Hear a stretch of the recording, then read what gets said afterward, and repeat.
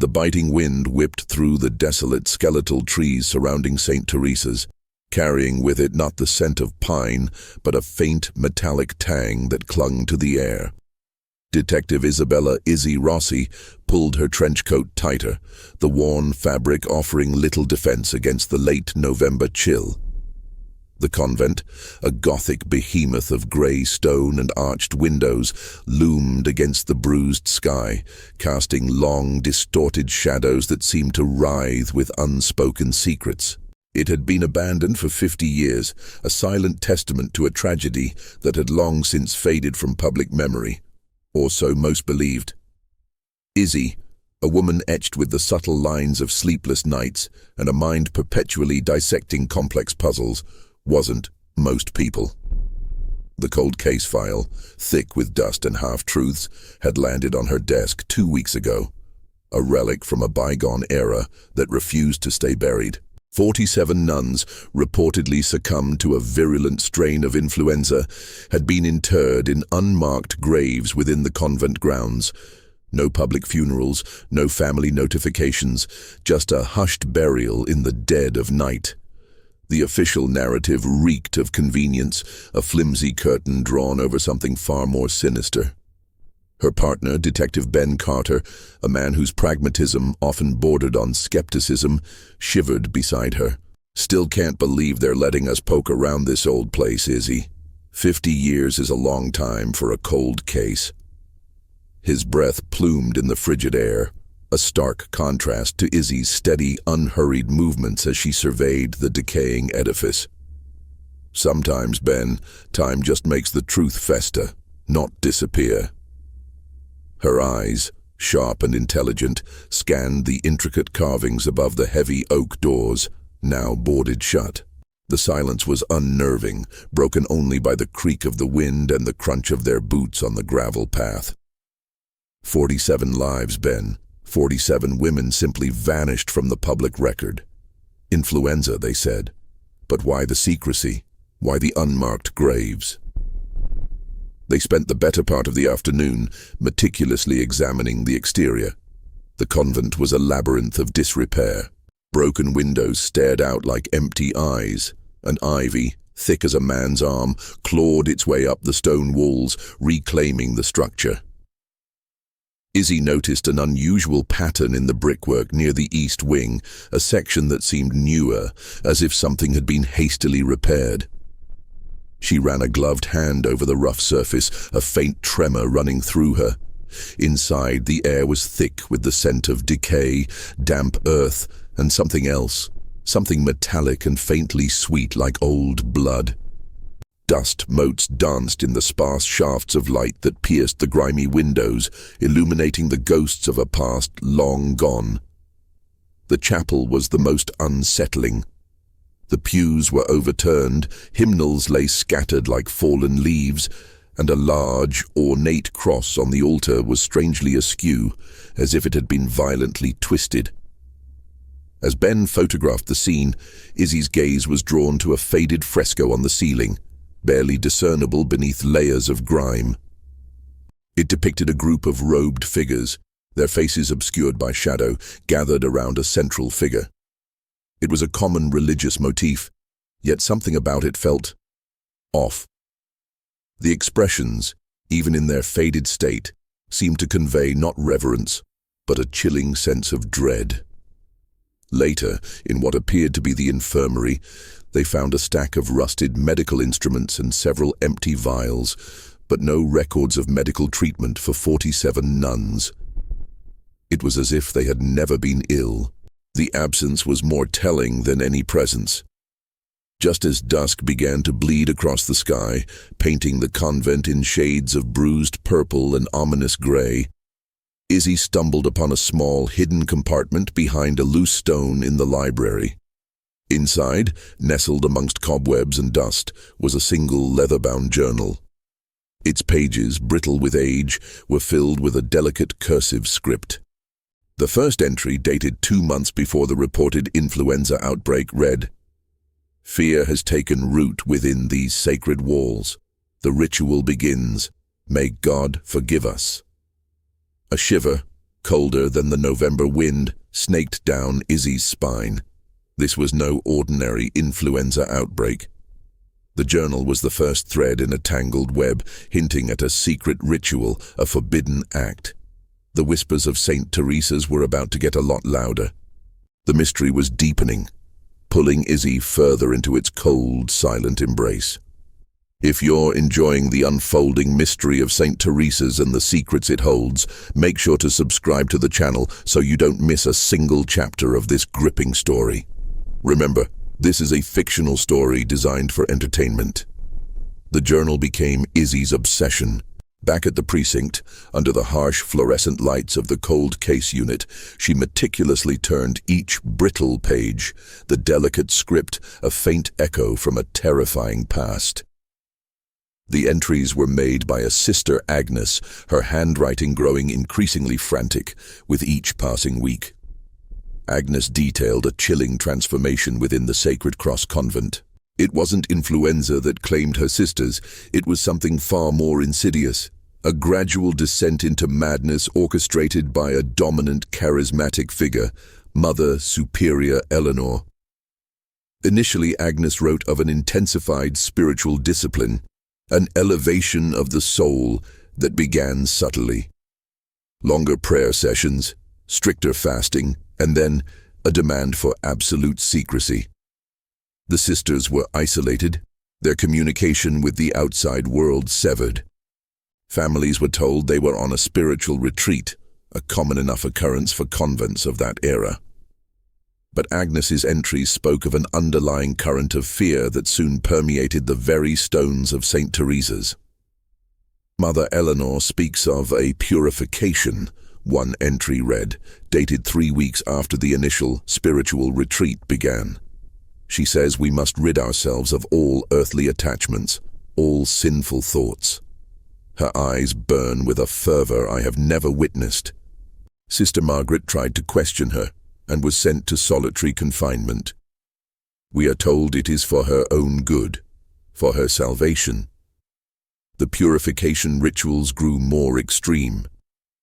Deprivation of sleep became common, then meager rations of food, always accompanied by Mother Eleanor's hypnotic sermons about spiritual transcendence and the eradication of sin. Agnes described the sisters becoming gaunt, their eyes hollow, their movements slow and listless. The communal areas, once filled with quiet hymns, became places of hushed whispers and terrified glances. Today, Sister Beatrice fainted during morning prayers, Agnes wrote, her words almost illegible in their haste. Mother Eleanor said it was the devil trying to tempt her. She refused her food, saying Beatrice must embrace her suffering to truly be pure. Her lips were blue. I fear for her. Izzy felt a knot tighten in her stomach. This wasn't religious devotion. It was systematic abuse, a slow, deliberate dismantling of human will. The forbidden ritual wasn't some arcane ceremony, but a psychological torture designed to break the women down. The 47 deaths weren't from illness. They were likely from starvation, exhaustion, and the sheer terror inflicted upon them. Ben, who had been reviewing old newspaper archives, slammed a folder onto the desk. Got something, Izzy? A small article from the local paper, a week after the flu outbreak at St. Teresa's. It mentions a brief visit by a Dr. Elias Thorne, a renowned psychiatrist specializing in religious fervor and communal living disorders. He vouched for the convent's health and stated the deaths were indeed from a sudden, aggressive flu strain. He even signed off on the burial permits. Izzy looked up, her eyes narrowing. A psychiatrist? Why a psychiatrist for an influenza outbreak? And why would he vouch for such a rapid private burial? This Dr. Thorne, he's a key, Ben. He either bought the story, or he was part of the cover-up. They started digging into Dr. Thorne's background. He had been highly respected in his field, a pioneer in group therapy and mind control techniques, ironically. He had lectured at prestigious universities and even served as a consultant for government agencies. His reputation was impeccable, making his involvement even more disturbing. Could he have been so easily misled, or was he complicit? The journal continued to paint a grim picture. Agnes described how Mother Eleanor began to isolate sisters who showed any sign of defiance or independent thought. These women would simply disappear, only for Mother Eleanor to announce they had ascended or found peace in solitude. The remaining sisters, terrified and weakened, became even more compliant. The convent was becoming a tomb for the living. I overheard Mother Eleanor speaking to someone, a man. Agnes confided in one entry, her words barely a whisper on the page. She spoke of the final phase and the success of the experiment. Experiment? What experiment? And who was this man? The revelation sent a jolt through Izzy. An experiment? This wasn't just a deranged Mother Superior, it was something larger, more calculated. Dr. Thorne's expertise in mind control suddenly took on a chilling new dimension. Was he the man Agnes overheard? Was St. Teresa's not a convent, but a horrifying human laboratory? The thought made her stomach churn. The metallic tang in the air, the unusual pattern in the brickwork, it all began to click into place. They weren't just investigating a mass death. They were uncovering a deliberate, orchestrated atrocity. The layers of deception were peeling back, revealing a terrifying truth beneath. Izzy knew this case was far from over. The revelation of Dr. Elias Thorne's involvement cast a long, dark shadow over the entire St. Teresa's case. Izzy and Ben shifted their focus, poring over Thorne's past, searching for any cracks in his seemingly unblemished reputation. They found articles detailing his groundbreaking, though controversial research into group psychology and the malleability of the human mind. His theories, once lauded, now took on a sinister undertone in light of Sister Agnes's journal. One particular paper, published in a lesser-known psychological journal, caught Izzy's eye. Titled "The Collective Consciousness, Exploring Boundaries of Influence in Isolated Communities," it delved into the psychological impact of extreme isolation, sensory deprivation, and repetitive suggestion on group dynamics. He theorized that under specific, controlled conditions, a group could be steered towards a shared belief system, even if that belief system diverged significantly from their individual values. He posited that the human mind, when sufficiently weakened and bombarded with consistent, unchallenged messaging, could be reprogrammed. "This sounds less like therapy and more like brainwashing," Ben muttered, his brow furrowed as he read over Izzy's shoulder. "That's exactly what it sounds like, Ben," Izzy replied, her voice grim. "And if this experiment at St. Teresa's was what Agnes hinted at, then Thorne wasn't just observing, he was orchestrating." They managed to locate Thorne's old university records. He had a brilliant but unsettling academic career, marked by a fascination with control and influence. There were whispers of a project he'd been involved in during his early career, a classified government study into interrogation techniques, though no official records existed. It was a dead end, a tantalizing hint of something more, but nothing concrete. Their investigation led them to Dr. Thorne's former assistant, a retired professor named Dr. Evelyn Reed, now in her late 80s, living a quiet life in a suburban retirement community. She was initially reluctant to speak, her eyes holding a haunted, distant look when Izzy mentioned Dr. Thorne. After some gentle persuasion and a promise of anonymity, Dr. Reed agreed to meet them. The apartment was filled with the scent of old books and lavender.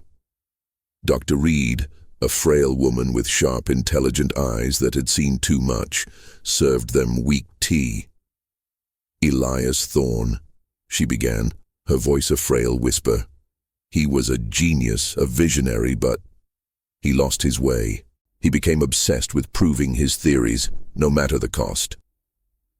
She spoke of Thorne's escalating ambition, his conviction that he could unlock the secrets of human obedience. He believed that societal norms were just constructs, that given the right environment, any belief could be implanted, any action justified, even if it meant self-destruction. He called it purification through re-education. He felt that by stripping away preconceived notions, one could create a pure mind, susceptible to higher truths. "Did he ever mention St. Teresa's?" Izzy pressed, leaning forward. Dr. Reed hesitated, her gaze flickering to a framed photograph on her mantel, a younger, vibrant version of herself, standing beside a serious-looking thorne. He spoke of a grand experiment, a perfect controlled environment for his theories. He needed isolation, a willing population, and a leader who could implement his methodology without question. He found all of that in Mother Eleanor. A chilling realization dawned on Izzy. Mother Eleanor wasn't just a fanatical leader, she was Thorne's instrument, a willing accomplice in his horrifying experiment. "Did he ever tell you what the experiment entailed?" Izzy asked, her voice barely a whisper. "Doctor," Reed sighed, a deep, shuddering breath that seemed to carry the weight of decades of guilt. He wanted to see if he could induce a collective transcendence, a state where the individuals would willingly sacrifice themselves for what they perceived as a higher spiritual purpose. He believed that if he could break down their individual identities, they would merge into a single, obedient entity. He spoke of it as the sacred cross ritual, a twisted perversion of religious sacrifice. The pieces began to fall into place, the journal entries, the systematic deprivation, the disappearance of defiant nuns. It was all part of Thorne's calculated design. The Sacred Cross Convent wasn't just a name, it was the chilling designation for Thorne's human laboratory. He said the influenza was a perfect cover. Dr. Reed continued, her voice trembling. It allowed for quick, discreet burials, preventing any external scrutiny. He saw it as a necessary evil, a sacrifice for science, for the greater good of understanding the human mind. Izzy felt a wave of nausea. This wasn't just a tragedy, it was a cold-blooded massacre disguised as a spiritual awakening, sanctioned by a twisted scientific mind. The secrets of St. Teresa's weren't just buried under the ground. They were buried under a mountain of calculated deception, orchestrated by a man who saw human lives as mere variables in his horrifying equations. The path ahead was dark, but Izzy knew they were closer than ever to unearthing the full, gruesome truth. Armed with Dr. Reed's chilling testimony, Izzy and Ben returned to St. Teresa's, but this time their perspective had shifted entirely. The abandoned convent was no longer just a place of a forgotten tragedy. It was the site of a horrifying psychological experiment, a human laboratory disguised as a sanctuary. The Gothic architecture, once imposing, now felt like the walls of a cage. Their objective now was clear. Find physical evidence that connected Dr. Thorne to the deaths, something beyond Sister Agnes's desperate journal entries and Dr. Reed's verbal testimony. They focused on the infirmary, the place where Agnes hinted at the sister's rapid decline. The rusted medical instruments, once dismissed as relics, now held a sinister significance. As Ben meticulously catalogued everything, Izzy noticed something unusual near a broken cabinet. A small, almost imperceptible discoloration on the wooden floor, as if something had been spilled and imperfectly cleaned. She knelt, examining it closely. It wasn't blood, but it had a faint, sickly, sweet odor, reminiscent of the metallic tang she'd initially detected in the convent's air. She scraped a tiny sample into a sterile bag. Their search expanded to Mother Eleanor's private chambers, which were surprisingly sparse, devoid of personal touches.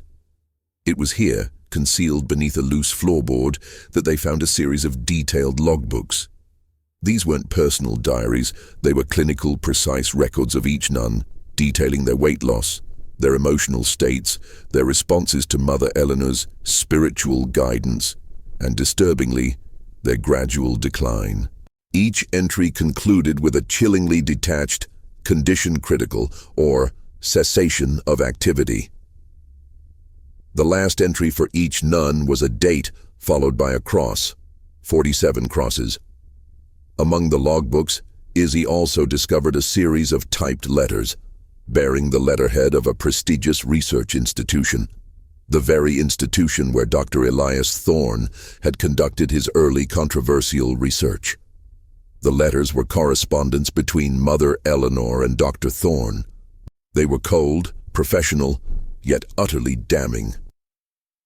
Thorne was clearly directing the experiment, providing specific protocols for the deprivation, the isolation, and the psychological manipulation.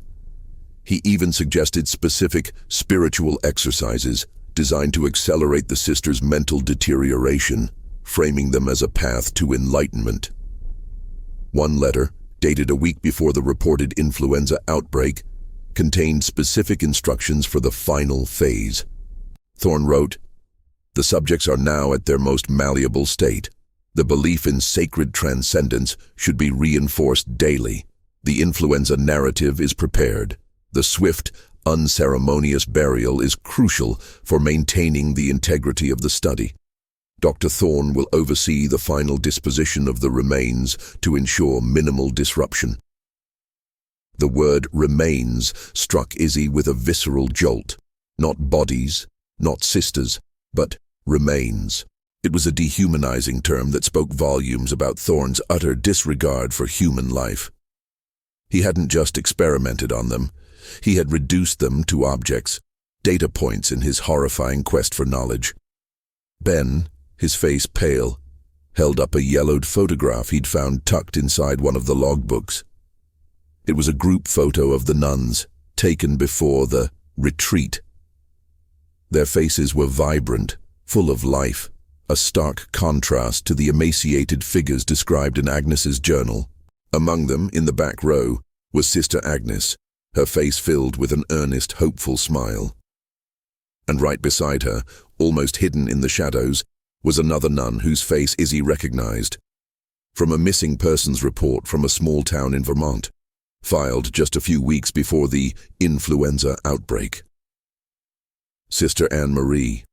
The report had been dismissed as a runaway, or possibly a nun who had joined a secluded order and simply vanished. Her family had never believed it. Sister Anne-Marie was never found, Izzy murmured, her mind racing. Her family launched a desperate search, even hired private investigators. They were told she'd likely joined a closed order seeking spiritual solitude. They never connected it to St. Teresa's, because no one knew about St. Teresa's.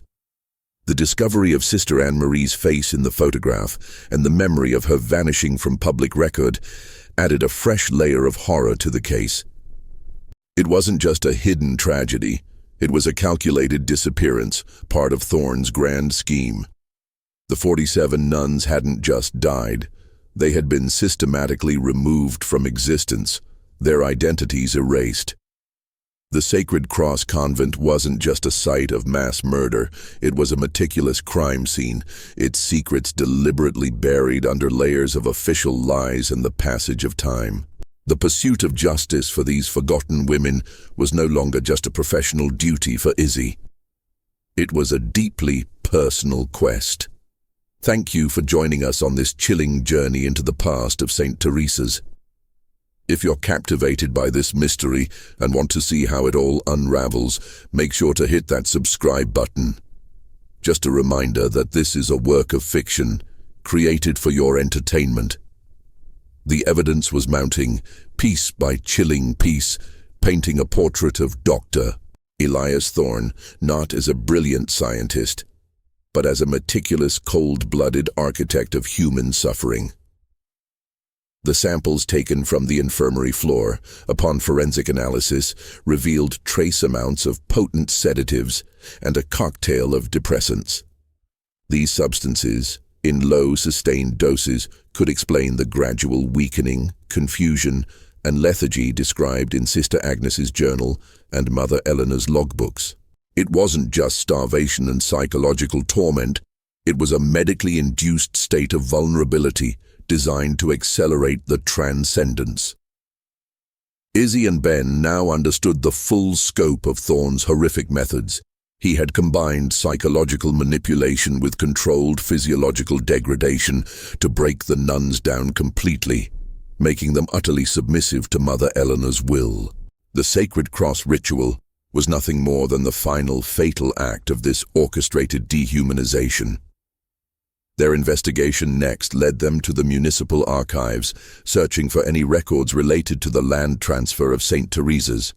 They discovered that the convent property had been purchased years before the incident by a shell corporation with ties to a prominent, but now defunct, research foundation. A foundation they soon uncovered that had been a major financier of Dr. Thorne's early controversial studies. The paper trail, though convoluted, was finally leading them directly to Thorne. The foundation itself had dissolved suspiciously quickly after the St. Teresa's incident, its assets seemingly disappearing into thin air. It was a classic cover-up, meticulously executed, designed to erase any connection to the horrific events that had transpired within the convent walls. They also found a surprising link. A former laboratory assistant of Thorne's, a man named Marcus Thorne, no relation, but a striking coincidence, who had publicly disavowed Dr. Thorne's methods in the late 1970s.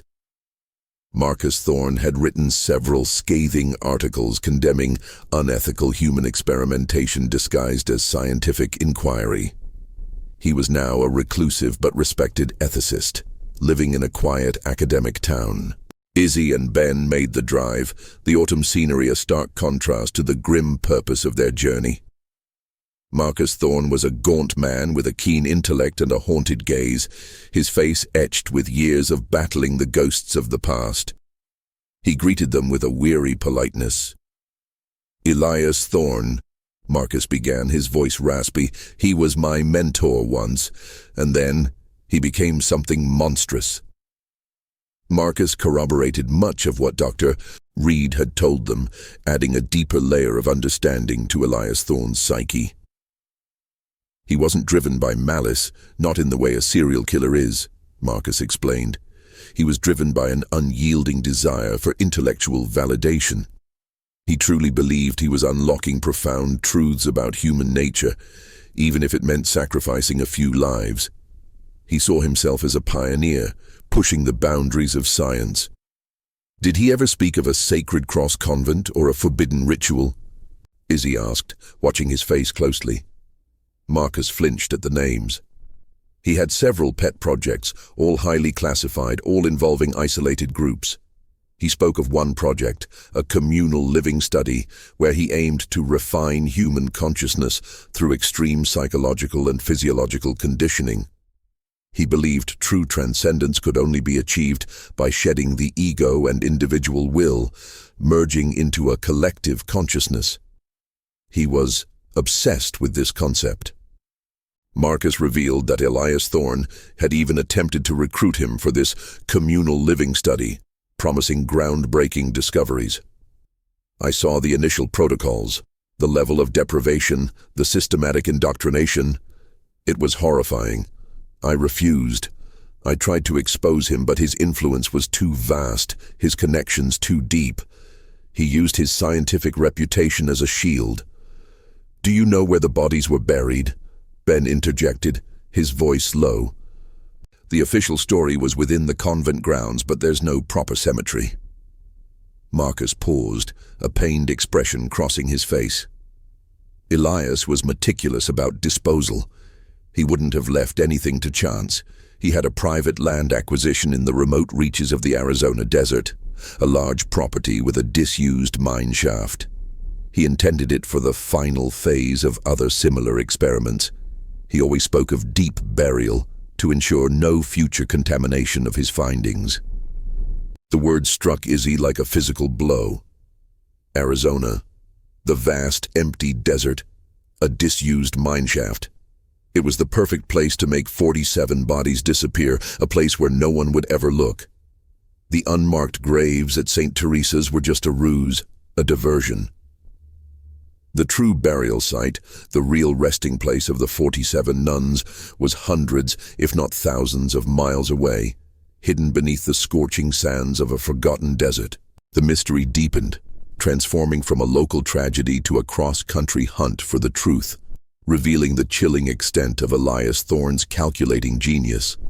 The revelation of the Arizona desert location sent a jolt of determination through Izzy and Ben.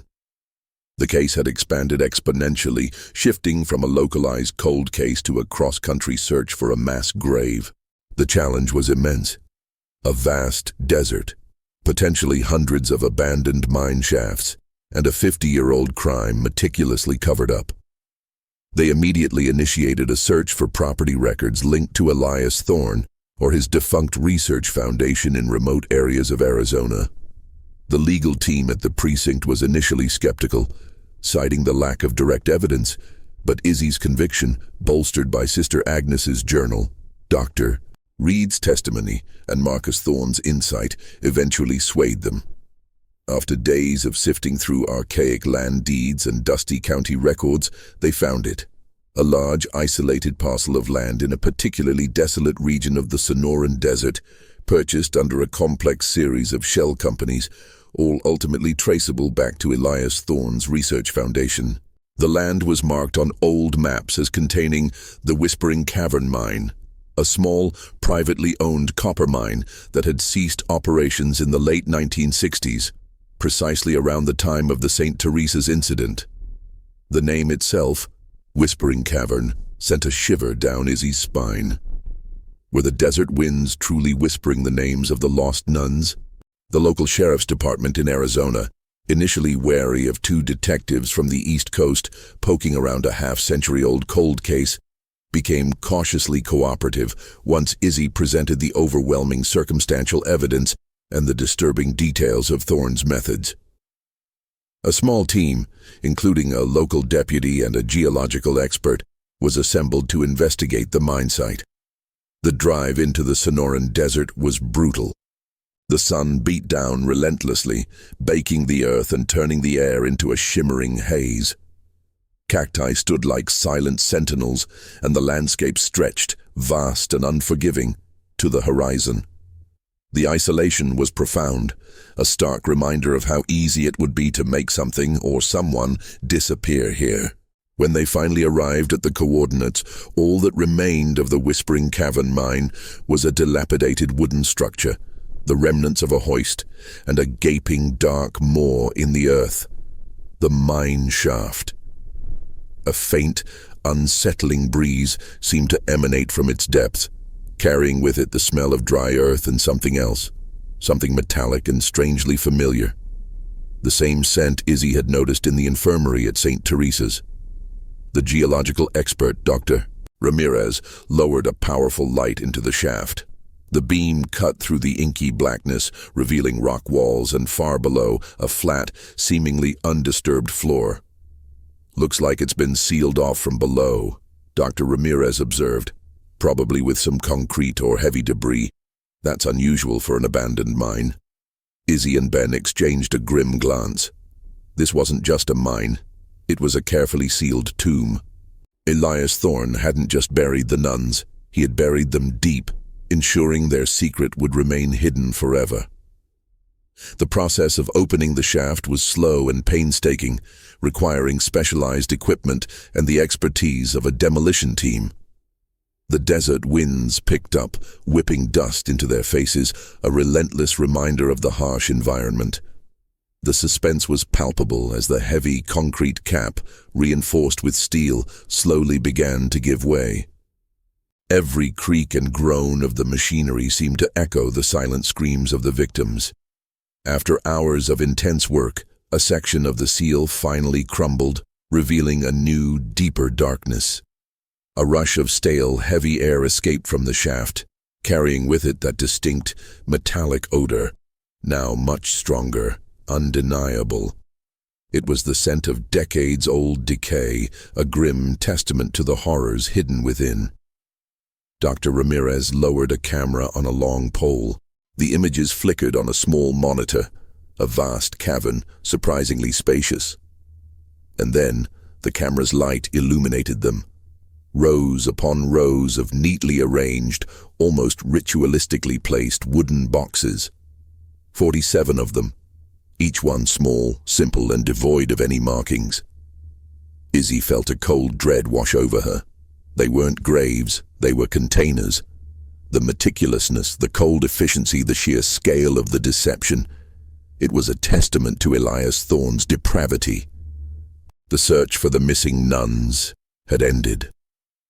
The grim reality of their fate was now laid bare, hidden for half a century beneath the scorching sands of the Arizona desert. The whispers of St. Teresa's had finally found their voice, a chilling lament from the depths of a carefully constructed tomb. The discovery of the wooden boxes in the Whispering Cavern mine was a moment of profound and chilling realization. The silence of the desert was now filled with the weight of 50 years of hidden horror. The immediate priority shifted to carefully extracting the contents of the shaft, a delicate and emotionally draining task. Forensic anthropologists and medical examiners were flown in, their grim work beginning under the harsh desert sun. Each wooden box, surprisingly well preserved in the arid climate, was meticulously brought to the surface. Inside, skeletal remains lay. The anthropologists worked with a quiet reverence, meticulously documenting each set of remains, searching for clues that could identify the women who had been so cruelly taken. The evidence from Mother Eleanor's logbooks and Sister Agnes's journal would be crucial in this identification process. As the forensic team processed the remains, a grim pattern emerged. Many of the skeletal structures showed signs consistent with severe malnutrition and prolonged deprivation. The bone density was low, indicating long periods of insufficient nutrients. Some showed evidence of stress fractures, suggesting extreme physical exertion or prolonged confinement in unnatural positions. The pathologists also found trace elements in the bones consistent with the sedatives and depressants Izzy had found traces of in the infirmary at St. Teresa's. This confirmed that Thorne's chemical manipulation had been systematic and effective. The process was slow, painstaking, and emotionally heavy. Each set of remains represented a life, a story, a family that had never known the truth. Izzy and Ben stood by, observing, their faces grim, a silent promise to these forgotten women that their suffering would not be in vain.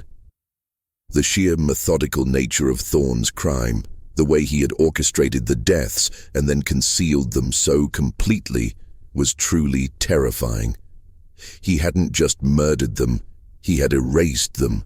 As the first few sets of remains were identified through dental records and comparisons with old family photographs provided by Izzy's team, Sister Anne-Marie being among the first, the gravity of the situation became even more profound.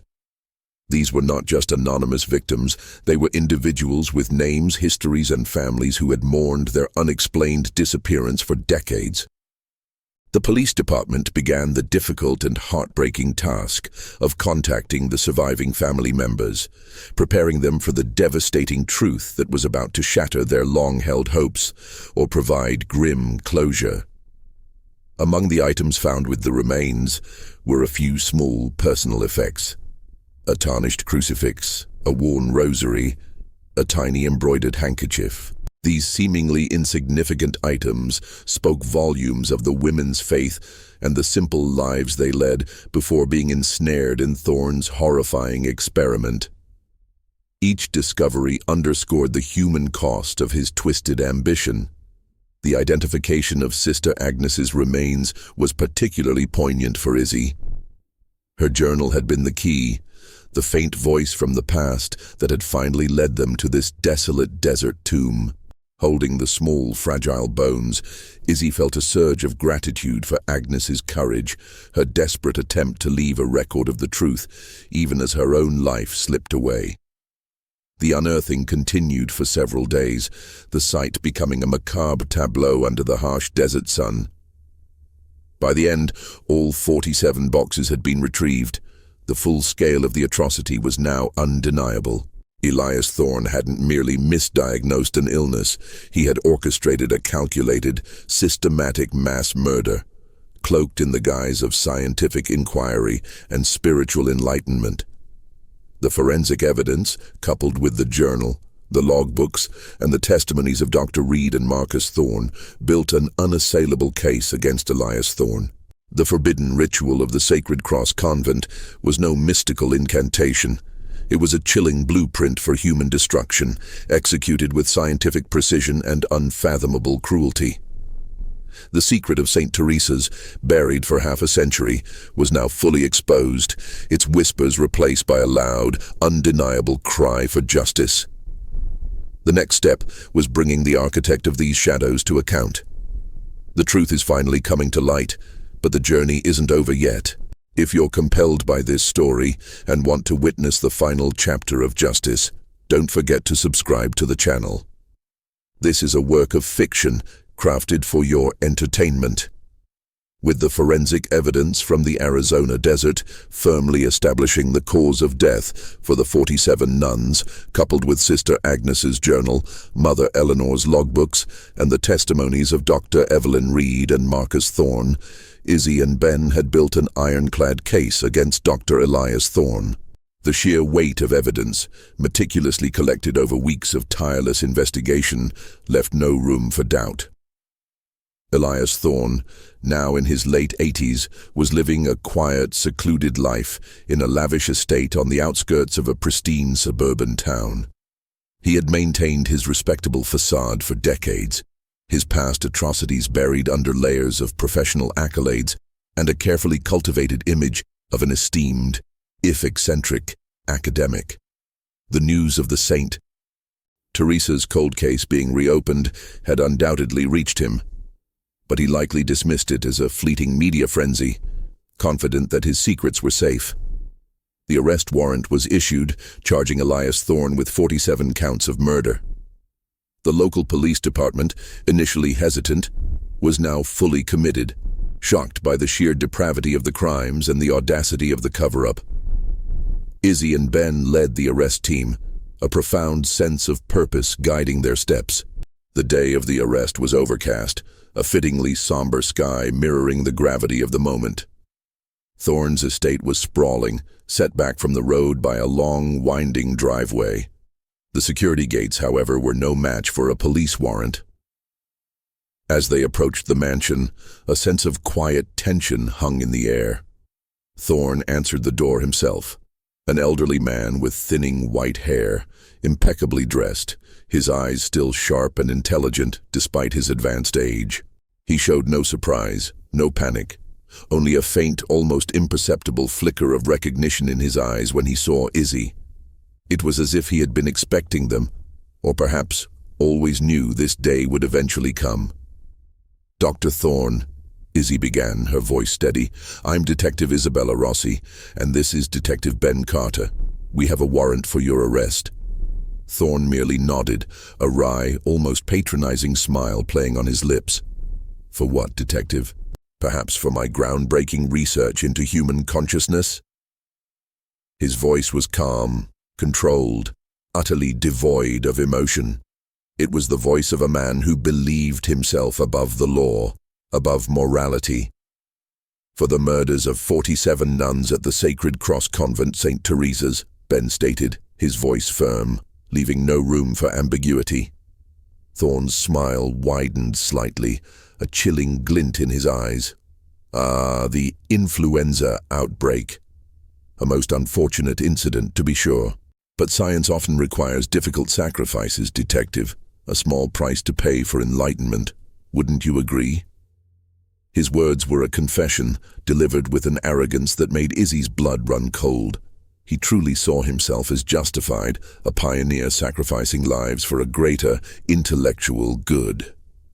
He was not a madman in the conventional sense, but a psychopath of the highest order, detached and unrepentant. As he was handcuffed, Thorne continued to speak, not in defiance, but with a detached academic air, as if lecturing them on a scientific principle. "The human mind, Detective, is a most remarkable instrument. So easily influenced, so pliable under the right conditions. They embrace their transcendence, you see. They welcome the ultimate liberation from earthly constraints." Izzy met his gaze, her own unwavering. "They died, Dr. Thorne. Horrifically. because of your experiments." He merely shrugged, a subtle gesture of dismissal. "A matter of perspective, detective. They achieved enlightenment. They are part of a greater truth now." The scene was surreal. A mass murderer, so utterly convinced of his own righteousness, explaining his crimes with a chilling scientific rationale.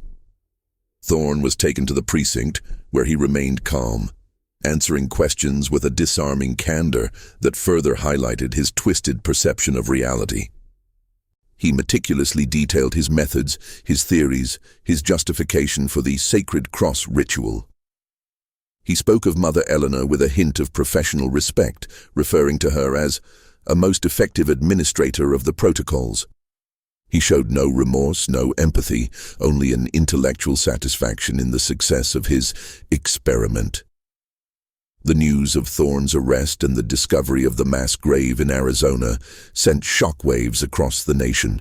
The story, once a forgotten local tragedy, exploded into a national sensation. The families of the 47 nuns, finally receiving the truth after decades of agonizing uncertainty, began to come forward, their grief raw and profound, but also laced with a sense of grim vindication. The net had finally closed around the architect of shadows, but the true battle for justice in the courts and in the public consciousness was just beginning. The whispers of St.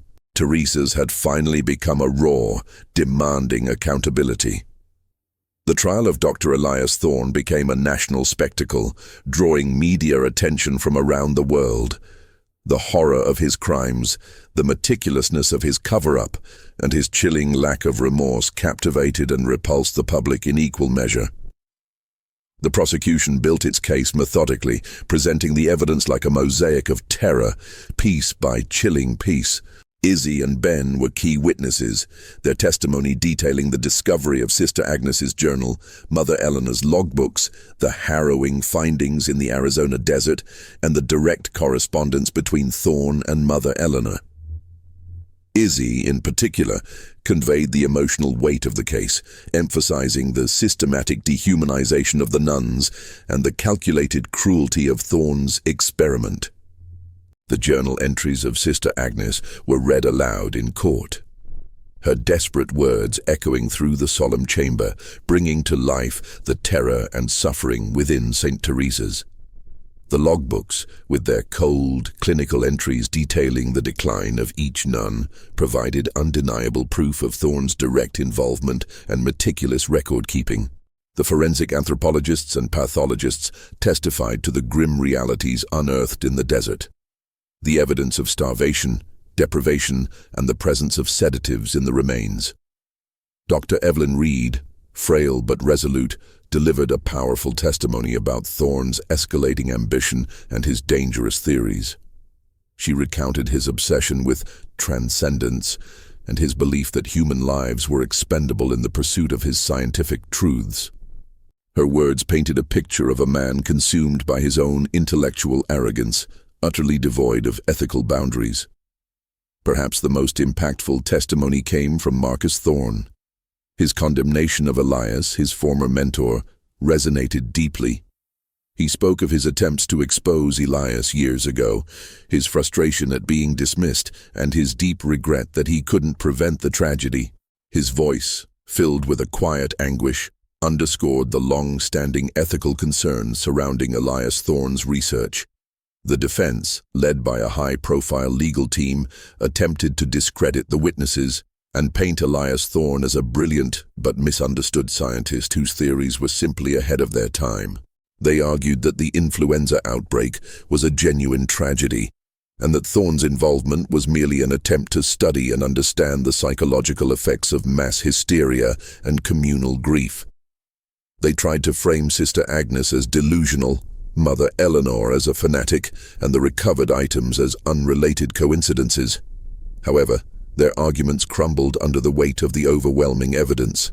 The prosecution methodically dismantled each defense claim. The precise details in the logbooks, corroborated by the forensic findings, made the influenza story utterly untenable. The discovery of the bodies in Arizona, meticulously arranged and chemically altered, shattered any illusion of a natural disaster. Elias Thorne himself chose to testify against the advice of his legal team. He approached the stand with the same unnerving calm he displayed throughout the trial. He spoke in a detached academic tone, explaining his scientific methodology and his quest for ultimate truth. He articulated his belief that the nuns had achieved a higher state of consciousness through his protocols, and that their deaths were a necessary evolution for humanity. He showed absolutely no empathy, no regret, no understanding of the immense suffering he had caused. His testimony, intended to vindicate him, instead solidified his image as a chillingly rational monster. The courtroom was filled with the raw emotion of the victims' families, many of whom attended every day of the proceedings. Their tears, their silent anger, and their quiet strength became a powerful backdrop to the unfolding horror. They finally had answers, albeit devastating ones, and the hope of justice after decades of unanswered questions. The jury, visibly moved by the testimonies and the evidence, deliberated for only a short time. The verdict was unanimous: guilty on all 47 counts of murder. As the verdict was read, a collective sigh of relief, mingled with tears, swept through the courtroom. Justice, long delayed, had finally arrived. Elias Thorne, the architect of shadows, would face the consequences of his unspeakable crimes. The closure for the families, though painful, was finally at hand. And the chilling story of the Sacred Cross Convent would forever be etched into the annals of American crime. A stark reminder of the dangers of unchecked scientific ambition and the vulnerability of the human mind. The conviction of Dr. Elias Thorne brought a semblance of closure, but the echoes of St. Teresa's and the 47 lost nuns would continue to resonate. Elias Thorne was sentenced to 47 consecutive life sentences, ensuring he would spend the remainder of his days in prison, his intellectual pursuits forever confined to a concrete cell. He accepted his sentence with the same chilling detachment he had displayed throughout the trial, convinced to the end that history would one day vindicate his pioneering work. The legal proceedings spurred a re-evaluation of ethical guidelines in research, particularly in the fields of psychology and human behavior. Elias Thorne became a cautionary tale, a stark reminder of the profound dangers of unchecked scientific ambition and the necessity of strict ethical oversight. New legislation was proposed, tightening regulations on experimental protocols and ensuring accountability for researchers. For Izzy and Ben, the case of St. Teresa's was both a triumph and a burden. They had brought justice to the forgotten, but the images of the desolate convent, the journal entries, and the desert tomb would forever be etched in their minds. Izzy, in particular, felt a profound connection to Sister Agnes, whose bravery had made their work possible. She often wondered about the other sisters, their lives before St. Teresa's, their dreams, and the quiet dignity with which they faced their final, terrifying moments. The remains of the 47 nuns were given a proper, dignified burial in a communal cemetery, a memorial service attended by surviving family members, curious onlookers, and members of the press. It was a stark contrast to the clandestine, unmarked graves in the Arizona desert. Each name, painstakingly identified through dental records and DNA analysis where possible, was read aloud, a reclamation of their identities, a testament to their existence. Sister Agnes's journal, now a national artifact, was placed in a historical archive, a grim but vital record of human cruelty and resilience. The Sacred Cross Convent, St. Teresa's, remained abandoned. The local community, once eager to forget its dark past, now sought to transform it into a memorial, a place of reflection and remembrance. There were discussions of turning it into a museum dedicated to the victims of unethical human experimentation, a stark reminder of what happens when science loses its moral compass. The Gothic walls, once silent witnesses to unspeakable horrors, would now stand as a testament to truth and justice. The metallic tang, the scent Izzy had first noticed in the convent and then again in the Arizona mine, lingered in her memory. It was the smell of old secrets, of fear, and of the lives that had been extinguished in the name of a twisted ideology. She knew that some wounds never fully heal, but finding the truth and holding the perpetrators accountable offered a form of peace. The story of the 47 nuns became a powerful narrative of human resilience, the enduring search for truth, and the unwavering pursuit of justice. It was a chilling reminder that the most profound horrors often lie not in the supernatural, but in the depths of human ambition and the twisted corners of the mind. The forbidden ritual of the Sacred Cross Convent was not a mystical event, but a horrifyingly real psychological experiment that turned a sanctuary into a tomb and 47 lives into silent echoes. Izzy and Ben continued their work, but the St. Teresa's case left an indelible mark. It reinforced their belief in the importance of every forgotten victim, every cold case that begged for a voice. They understood that justice isn't always swift, but with persistence, empathy, and an unwavering commitment to the truth, even the deepest, most carefully buried secrets can eventually be brought to light. The whispers of St. Teresa's had faded, replaced by the enduring power of truth, finally laid bare for all to see. And that concludes the chilling story of St. Teresa's, the forbidden ritual of the Sacred Cross Convent. If you were captivated by this journey into mystery and suspense and want to explore more untold horrors, then you won't want to miss our next video. 1850, Spain, the convent where 28 women were found, sleeping and never woke. Click the link in the description to watch it now.